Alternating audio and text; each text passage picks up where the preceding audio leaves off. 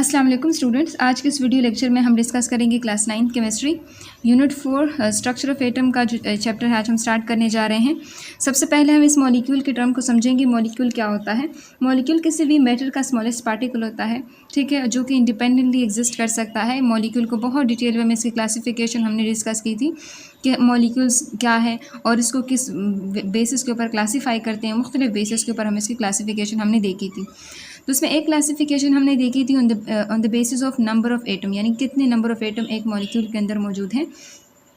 तो उसमें हमने कुछ मॉलिक्यूल्स देखे थे, जैसे मोनोएटॉमिक यानी एक एटम से बने हुए मॉलिक्यूल्स, ठीक है। कुछ होते हैं डाई एटॉमिक जो 2 एटम से बने हुए मॉलिक्यूल्स होते हैं। इस तरह ट्राई एटॉमिक जो 3 एटम से मिलकर बने होते हैं, ठीक है। इस तरह टेट्रा एटॉमिक। तो हमने मुख्तलिफ तरह के मॉलिक्यूल्स जो थे वो डिस्कस किए थे। तो मोनोएटॉमिक तो ये वो मॉलिक्यूल जो कि एक एटम से बने हुए हैं और वो इंडिपेंडेंटली फ्रीली नेचर में एग्जिस्ट कर सकते, वो तो मोनोएटॉमिक है। अब ये डाई एटॉमिक मॉलिक्यूल यानी 2 एटम से बने हुए जो मॉलिक्यूल्स होते हैं उसको हम डाई एटॉमिक मॉलिक्यूल्स, या फिर ट्राई जो 3 एटम से मिलकर बने हुए मॉलिक्यूल्स होते हैं उसको हम ट्राई एटॉमिक मॉलिक्यूल्स का नाम देते हैं।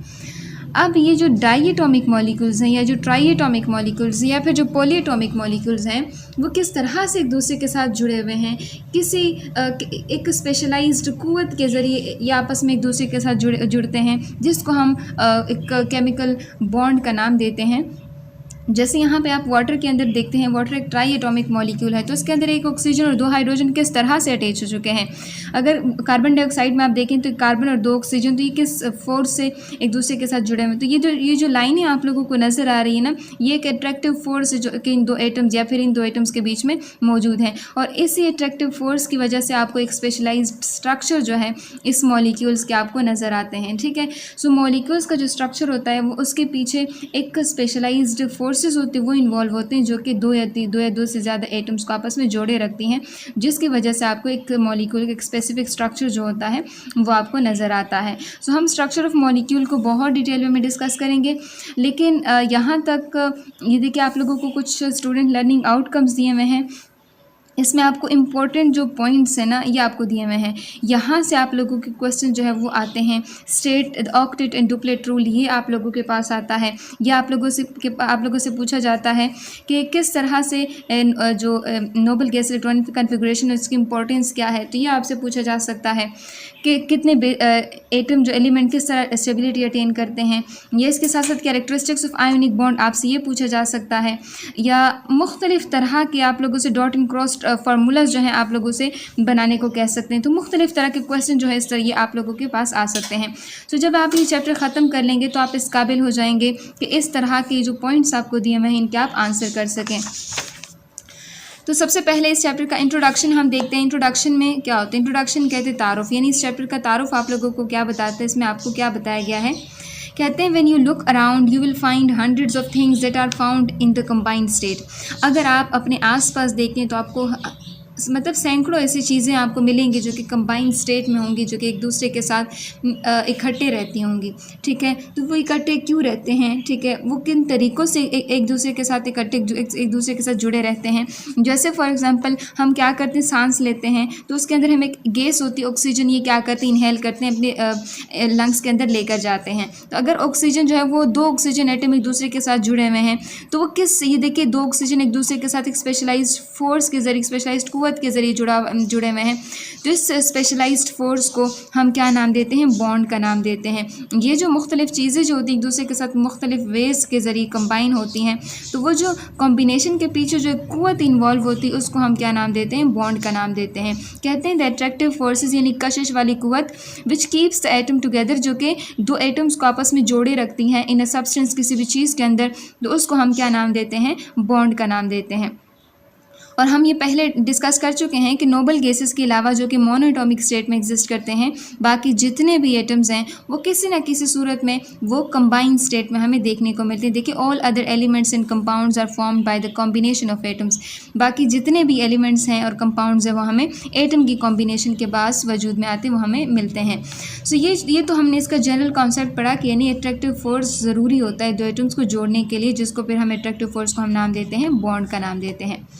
अब आगे कहते हैं यूनिट 1 में आपने पढ़ा था कि एटम जो है वह दूसरे के साथ कंबाइन होते हैं और क्या बनाते हैं, मॉलिक्यूल्स बनाते हैं। मॉलिक्यूल्स की वेरियस क्लासिफिकेशन हमने डिस्कस की थी।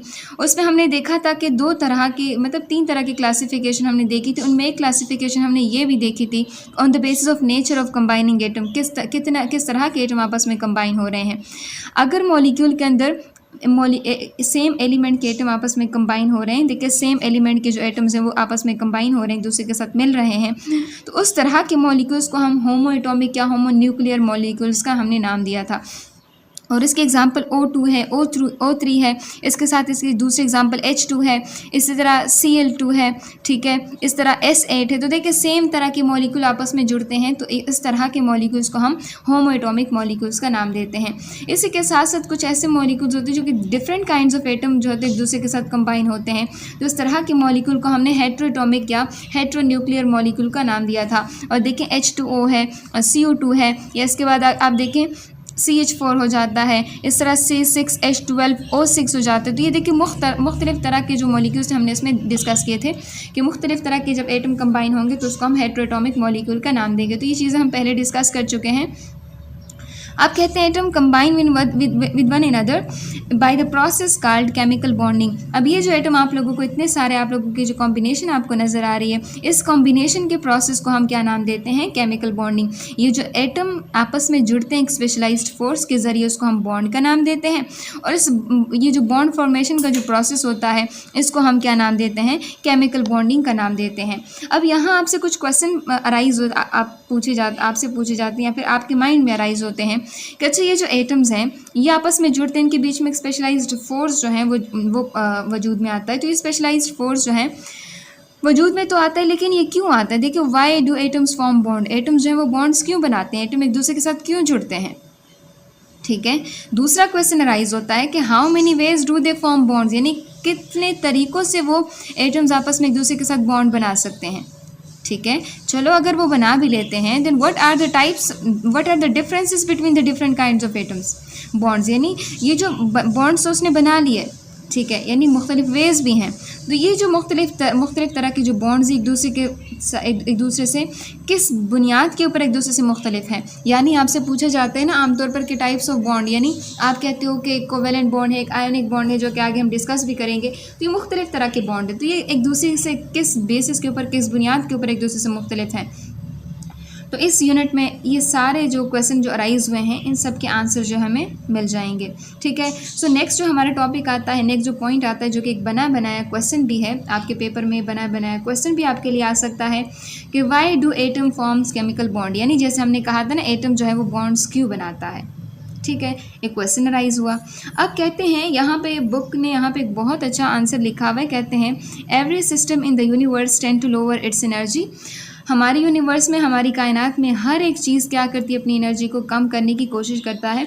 और कहते हैं in order to attain stability, के वो क्या हो सके, स्टेबिलिटी गेन कर सकें, वो स्टेबल हो सके, मुस्तहकम हो सके, मजबूत हो सके, ठीक है। अब अगर इसकी फॉर एग्जांपल हम देखें कि water flows from higher level to the lower level, अगर आपके पास पानी है और आप उसको ऊपर से छोड़ते हैं तो पानी ऊपर नहीं रहेगा बल्कि लोअर स्टेट की तरफ आएगा, क्योंकि लोअर स्टेट जो है उसके लिए स्टेबल पॉइंट हुआ। तो वो चाहते हैं कि वो स्टेबल पॉइंट की तरफ चला जाए। इस तरह इलेक्ट्रिसिटी जो बिजली जो है वो हायर पोटेंशियल से लोअर पोटेंशियल की तरफ आती है, यानी जो बिजली है वो हायर पोटेंशियल से लोअर पोटेंशियल, यानी फॉर एग्जांपल आपके पास बैटरी है, ट्रांसफार्मर है, जो भी आप लोग के पास है, तो यहाँ पर पोटेंशियल बहुत ज़्यादा है। आपके पास क्या है, एक फ़ैन जो है वो लगा हुआ है, पंखा जो आपके घर पर लगा हुआ है, तो ये क्या है, इसके पास पोटेंशियल ज़ीरो है। तो यहाँ से हाई पोटेंशियल से लो पोटेंशियल की तरफ जो है इलेक्ट्रिसिटी जो है वो आ रही है, ठीक है। इसी तरह अगर आप एक हीट जो है वो कहते हैं heat flows from hot body to cold body, अगर आपके पास एक गर्म ऑब्जेक्ट जो है आप लेते हैं और उसके साथ क्या करते हैं, कोल्ड ऑब्जेक्ट लेते हैं, यानी गर्म ऑब्जेक्ट है, ये क्या करते हैं, कोल्ड ऑब्जेक्ट है, ठीक है। तो जैसे जैसे वक्त अब इन दोनों को करीब आप रखते हैं तो जैसे जैसे वक्त गुजरता जाएगा तो हॉट ऑब्जेक्ट से कोल्ड ऑब्जेक्ट की तरफ ये जो हीट है ये ट्रांसफ़र होना शुरू हो जाएगी, और एक वक्त ऐसा आएगा कि दोनों की जो हीट है ये क्या हो जाएगी, सेम हो जाएगी। तो यानी यहाँ पर हीट जो है वो ज़्यादा थी, यहाँ पर हीट जो है वो ज़ीरो थी, कोई नहीं थी। तो ये हायर लेवल से लोअर लेवल की तरफ ये हीट की मूवमेंट थी, ठीक है। सो यहाँ पर वाई इज़ इट सो, यानी ऐसा क्यों हो रहा है, this happens because both water and electricity are trying to decrease their energy. क्यों? क्योंकि ये जो पानी है, ये जो इलेक्ट्रिसिटी है, ये क्या करते हैं, अपनी एनर्जी को कम करने की कोशिश करते हैं, क्योंकि इनके पास एनर्जी बहुत ज़्यादा है, तो अपनी एनर्जी को कम करने की कोशिश करते हैं। Same any atom in the same way have a tendency to decrease their energy. इसी तरह एटम भी होते हैं, इनकी एनर्जी बहुत ज़्यादा होती है, तो ये क्या करते हैं, अपनी एनर्जी को डिक्रीज़ करते हैं, एनर्जी को बाहर निकालते हैं, ठीक है, ताकि वो स्टेबल पॉइंट पे चले जाएं, ताकि वो स्टेबल हो जाएं। तो इसी तरह कहते हैं, आपको एक एग्जांपल दी हुई है, एक हाइड्रोजन एटम की अगर हम बात करते हैं कि अगर इंडिविजुअल या आइसोलेटेड एटम, आइसोलेटेड का मतलब जो अलग अलग हाइड्रोजन एटम होते हैं उनके पास एनर्जी ज़्यादा होती है than the bounded hydrogen atom. Bounded hydrogen atom जो होते हैं उसके पास एनर्जी कम होती है, जो अलग अलग हाइड्रोजन एटम होते हैं उसके पास एनर्जी ज़्यादा होती है। एक एनर्जी लेवल डायग्राम है, ऊपर जाके एनर्जी जो है वो इंक्रीज़ हो रही है, नीचे आके एनर्जी डिक्रीज़ हो रही है। अब यहाँ पर दो हाइड्रोजन एटम हैं जो कि एक दूसरे के साथ जुड़े हैं, इसका मतलब यहाँ पर 1 2 3 4 5, यानी हमने एक स्केल बनाया फॉर एग्जांपल। अब देखिए यहाँ पर इसकी वैल्यू बहुत ज़्यादा है, हाइड्रोजन के पास एनर्जी की वैल्यू बहुत ज़्यादा है। जब ये दोनों हाइड्रोजन एटम एक दूसरे के करीब आते जाएंगे तो क्या होगा, ये एक ख़ास अमाउंट ऑफ एनर्जी करेंगे, ये रिलीज़ करेंगे। देखिए ख़ास अमाउंट ऑफ एनर्जी लोग बाहर निकाल लेंगे। फिर जब ये थोड़ा और करीब एक दूसरे के आ जाएंगे, ठीक है, ये देखिए इनके बीच में बॉन्ड फॉर्मेशन हो जाएगी, तो यहाँ से फिर से एनर्जी बाहर निकाल लेंगे, क्योंकि ये नीचे आ रहे हैं, जिसका मतलब इसकी एनर्जी कम हो रही है। तो इस दौरान ये जो आइसोलेटेड एटम्स थे इनके पास एनर्जी ज़्यादा थी, जब एटम कंबाइन हुए तो इसके पास एनर्जी क्या हो गई, कम हो गई। अब कहते हैं this that is the combination of atom gives a stable molecule through the emission of energy. और एक स्टेबल कॉम्बिनेशन जो हमारे पास बनती है वो कब बनती है, जब वो जो स्टेबल एटम्स हैं जब एक दूसरे के साथ मिलते हैं वो क्या करें, एनर्जी जब वो इमिट करें, बाहर निकालें, एनर्जी जो है बाहर निकालें, उसकी इमिशन हो जाए। इमिशन का मतलब एनर्जी का बाहर निकालना। अब इस दौरान ये क्या करेंगे, दे डिक्रीज देयर एनर्जी, ये अपनी एनर्जी को कम करेंगे, ठीक है, by combining with other atoms, और एक दूसरे के साथ कंबाइन होंगे और एक ख़ास अमाउंट ऑफ एनर्जी बाहर निकालेंगे, और इनके बीच में एक स्पेशलाइज्ड फोर्स डेवलप हो जाएगी जिसको हम क्या नाम देंगे, केमिकल बॉन्ड का नाम देंगे, ठीक है। यानी हमने क्या कहा कि एटम्स बॉन्ड क्यों बनाते हैं, एटम्स बॉन्ड इसलिए बनाते हैं कि अगर किसी भी दो एटम्स के पास एनर्जी बहुत ज़्यादा है तो वो एनर्जी को बाहर निकालते हैं, ठीक है, और वो क्या करते हैं, एनर्जी बाहर निकाल के स्टेबिलिटी गेन करने की कोशिश करते हैं। तो इस दौरान वो एनर्जी को बाहर निकालते हैं, और जैसे जैसे वो दो एटम एक दूसरे के करीब आते हैं उनके बीच में एक specialized type of attraction develop हो जाती है, और दिस टाइप ऑफ अट्रैक्शन इसको हम क्या नाम देते हैं, केमिकल बॉन्ड का नाम देते हैं, ठीक है। सो ये तो आप लोगों के पास एक जनरल कॉन्सेप्ट हो जाते हैं। यानी हमने सबसे पहले किस चीज़ को डिस्कस किया, इंट्रोडक्शन हमने देखा कि दो मुख्तलिफ कॉम्बिनेशन हमारे पास एटम्स की बनती हैं, और ये एटम किस एक स्पेशलाइज अट्रैक्टिव फोर्स के ज़रिए आपस में कंबाइन होते हैं जिसको हम बॉन्ड का नाम देते हैं। फिर हमने होमोएटॉमिक हेटेरोटॉमिक मॉलिक्यूल का जिक्र किया कि ऐसे मॉलिक्यूल जो एक जैसे एटम से मिलकर बने उसको हम होमोएटॉमिक मॉलिक्यूल कहेंगे, और ऐसे एटम जो डिफरेंट तरह के एटम से बने उसको हम हेटेरोटॉमिक मॉलिक्यूल का नाम देंगे, और साथ में बहुत सारी एग्जाम्पल हमने देख ली। फिर हमने कहा कि एटम जो है वो केमिकल बॉन्ड क्यों बनाते हैं, एटम जो है वो बॉन्ड किस लिए बनाते हैं, यानी in order to attain stability gain करने के लिए, मजबूत होने के लिए, यानी वो अपनी एनर्जी को बाहर निकाल लेते हैं। तो आप लोगों ने एक चीज़ यहाँ पे याद रखनी है कि अगर कोई भी सब्सटेंस है कि जिसके पास जो एनर्जी है, ठीक है, जिसके पास एनर्जी क्या है, वो हाई है, एनर्जी ज़्यादा है, तो वो क्या होगा, अनस्टेबल होगा, यानी वो इतना ज़्यादा स्टेबल नहीं होगा।